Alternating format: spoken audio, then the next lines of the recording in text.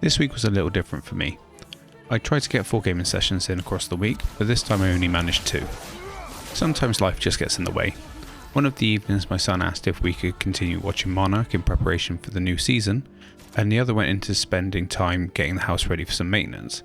It's just one of those reminders that gaming has to fit around life and not the other way.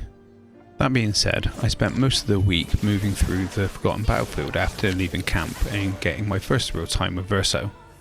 He steps directly into the space of where Gustave was.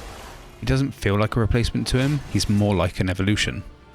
The battlefield itself though is relentless, you can't really avoid combat and resting only brings everything back.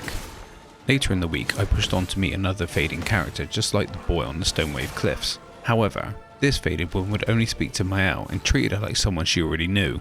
I then ran into a chromatic cluster, which quickly reminded me that not every fight is meant to be won immediately, and then the duelist. Surprisingly, that fight was calm and controlled in comparison, and then the week ended with burying Gustave, or at least what remained of him. Verso's perfection system is still something I'm wrapping my head around.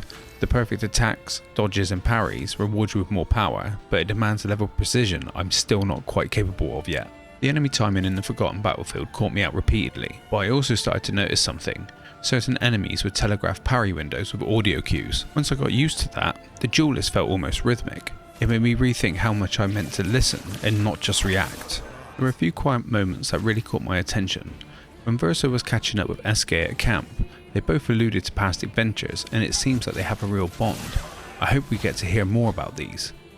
Mael though started to feel like a real mystery. The fading woman spoke to her as if she'd been there before, as if she'd already lived some version of this story. Combine that with her grief after Gustave's death, it feels like something in her past is starting to surface.